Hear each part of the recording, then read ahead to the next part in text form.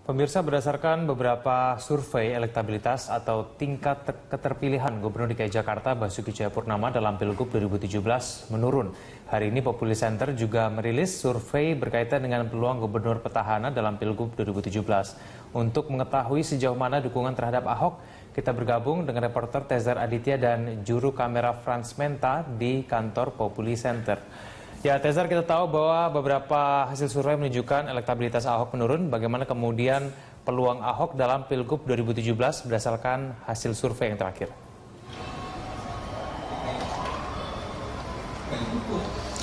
Ya, kan memang hari ini Populi Center kembali menggelar hasil dari survei yang mereka lakukan. Ini merupakan survei ketiga kalinya yang dilakukan oleh Populi Center karena survei pertama adalah dilangsungkan pada akhir tahun 2015. Kemudian survei kedua dilakukan pada Februari 2016 lalu dan ini merupakan survei ketiga yang digelar pada April 2016 yang diambil sampelnya pada 15 hingga 21 April 2016 yang mencakup 400 responden dari beberapa sekitar 20 kelurahan yang ada di Jakarta. Dan memang tidak seperti survei yang sebelumnya dirilis, memang Populi Center ini menyatakan bahwa elektabilitas atau keterpilihan Basuki Cahayapurnama meningkat dari survei yang sebelumnya. Ya, ketika Februari lalu Populi Center menggelar survei, diketahui bahwa Ahok memiliki elektabilitas sekitar 49,5%. Dan pada April ini Ahok memiliki elektabilitas di angka 50,8%. Namun tidak hanya Ahok yang meningkat elektabilitasnya, diketahui juga dari survei ini bahwa Yusril Iza Mahendra yang cukup signifikan mengalami kenaikan elektabilitasnya dari sebelumnya 3%. Saat ini menjadi 5%. Sementara itu berbanding terbalik dengan Ridwan Kamil yang sudah mengatakan tidak akan maju dalam pilkada di DKI Jakarta. Saat ini elektabilitasnya ternyata lebih menurun daripada Februari lalu. Dan memang jika bicara mengenai head to head, misalnya pada saat ini digelar pemilihan gubernur untuk menyandingkan antara Ahok dan juga Yusril Iza Mahendra, saat ini memang keterpilihan Ahok masih cukup kuat.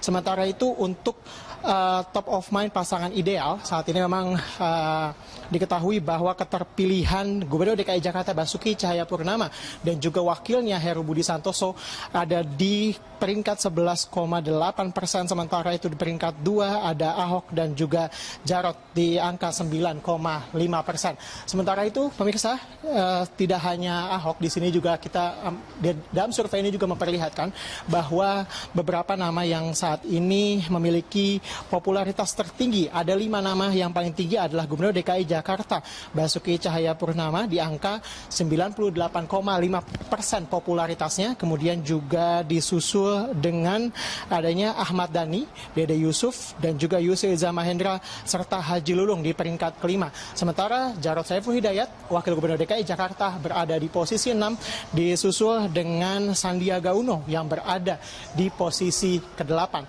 Sementara itu, dalam survei ini juga memperlihatkan kemudian kinerja Basuki Cahayapurnama di mata para responden. 400 survei di 400 responden yang diambil sampelnya. Di sini memang secara keseluruhan kinerja Pemprov DKI Jakarta naik sedikit di angka 70%, menjadi 73,3% pada April 2015. Ini juga berbanding terbalik dengan kinerja dari Gubernur DKI Jakarta yang dianggap oleh masyarakat 50% menyatakan tidak puas terhadap kinerja DPRD DKI Jakarta. Egan. Baik, terima kasih atas informasi yang Anda sampaikan, Tezar. Oleh Pemprov DKI Jakarta di Balai Kota, Gubernur DKI Jakarta menegur bawahannya akibat banjir yang terus-menerus terjadi di Jakarta. Informasi selengkapnya akan disampaikan rekan kami, Taris Hirzdiman, yang saat ini berada di Balai Kota Jakarta. Taris, apa alasan Gubernur menegur kinerja bawahannya? Ya, Zakia, saat ini rapat pimpinan terkait dengan penanggulangan banjir di Kota Jakarta ini sudah selesai dilakukan. Dan ada beberapa poin yang disampaikan oleh Gubernur DKI Jakarta Basuki Cahayapurnama atau Ahok terkait dengan penanggulangan banjir ataupun penanganan banjir pada hari Kamis kemarin yang mengakibatkan sejumlah jajaran dinas ataupun juga wali kota sempat mendapatkan teguran. beberapa poin yang disampaikan itu diantaranya adalah yang pertama, adanya kesalahan dalam koordinasi dalam mengatur pompa air di Jakarta, sehingga mengakibatkan sejumlah kawasan tergenang dan tidak bisa menyalurkan air yang mendatangi kawasan tersebut. Sementara poin kedua lainnya adalah adanya perbedaan laporan yang didapat dari lapangan ataupun pada kenyataannya di lapangan itu sangat berbeda, dan untuk itu sejumlah dinas pun mendapatkan teguran seperti diantaranya adalah Dinas Tata Air dan juga BPBD. Kenapa saya mulai dendam? Karena waktu hari jebol dulu. Ini saya kurangi dendam saya di 2013. Janganlah Pak Jokowi. Tidak ada satupun orang PU yang menceritakan kepada kami bahwa pintu Manggarai, pintu Ciliwung Kelapa harus dibuka.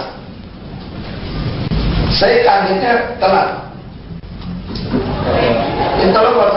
Ya, dan rapat ini sudah berlangsung selama kurang lebih 1,5 jam, dan dari hasil rapat ini nantinya diharapkan dapat menjadikan sebuah solusi dalam mengatasi banjir di kota Jakarta, karena memang seperti kita ketahui bahwa di sejumlah kawasan kota Jakarta memang sampai saat ini masih terjadi banjir, khususnya di daerah kawasan selatan ataupun juga di kawasan timur.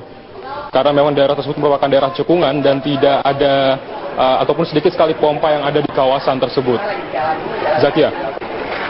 Iya, Taris, kemudian bagaimana dengan masalah atau solusi Pemprov DKI Jakarta untuk banjir kali ini? Ya, Zakia, beberapa waktu lalu salah satu ataupun beberapa solusi yang disampaikan oleh pemerintah Provinsi DKI Jakarta adalah yang pertama adalah dengan membangun tanggul laut di sepanjang pantai utara kota Jakarta. Tanggul laut ini diharapkan dapat mencegah air pasang laut yang naik ke daratan kota Jakarta, sehingga diharapkan dapat mengurangi dampak yang banjir yang cukup parah di kawasan kota Jakarta ini, yang diakibatkan oleh hujan deras yang turun dalam waktu yang cukup lama. Selain itu juga solusi kedua adalah dengan menyambungkan ataupun menyatukan seluruh saluran air yang ada di kota Jakarta, sehingga seluruh banjir yang ada di kota Jakarta dapat tersalurkan seluruhnya ke laut lepas. Dan salah satu solusi lainnya yang ditawarkan adalah khususnya untuk di kawasan timur Jakarta dan juga di kawasan selatan Jakarta adalah dengan membangun daerah resapan air, karena memang kontur tanah di kawasan ini merupakan berbentuk cekungan, sehingga dibutuhkan daerah resapan air, dan mungkin saja nantinya pemerintah Provinsi DKI Jakarta akan melakukan pembebasan lahan ataupun melakukan penertiban serta normalisasi sungai yang berada di kawasan tersebut. Zakia. Iya, baik. Terima kasih Taris Hirziban atas informasi Anda. Menegaskan masih ada sejumlah genangan di sejumlah wilayah Jakarta akibat tidak maksimalnya fungsi saluran penghubung atau drainase yang mengalir ke sejumlah sungai di ibu kota. Ahok menyatakan banjir yang terjadi di Pademangan dan kawasan Jalan Gunung Sahari akibat dari air laut yang pasang di pantai utara Jakarta. Jadinya banjir di kawasan tersebut akibat satu dari dua pompa yang berada di tanggul dalam keadaan yang rusak. Di sisi lain, Ahok mengatakan sejumlah wilayah yang biasanya menjadi langganan banjir seperti beberapa daerah di Jakarta Barat dan Jakarta Timur, kali ini intensitas genangannya berkurang. Sementara terkait masih adanya genangan di beberapa daerah di Jakarta Selatan dan Jakarta Utara, Ahok menegaskan akibat tidak optimalnya fungsi saluran penghubung atau drainase ke 13 sungai yang melintas di ibu kota. Inti di Jakarta itu 1086 saluran antara semua 13 sungai harus terhubung. Sejauh ini keadaannya antara belum terhubung, kan dudukin orang, ada rumah, ada toko. Ya, sekarang saya kira mungkin saya nggak tahu persentase, kamu tanya. Saya kira lebih dari setengah tutup-tutup. Nah, kita lagi gali termasuk mesti jebolin beton. Yang penting kalau rumah pompa baik, nah terus sungai-sungai besar, kayak sekarang Kerukut, Mampang pasti tenggelam terus. Jadi kenapa? Karena memang kalinya tinggal 5 meter, 10 meter. Rapim Ciliwung patut waspada karena status Bendung Katulampa di Bogor sempat menyentuh status siaga 3 atau ketinggian air mencapai 150 cm.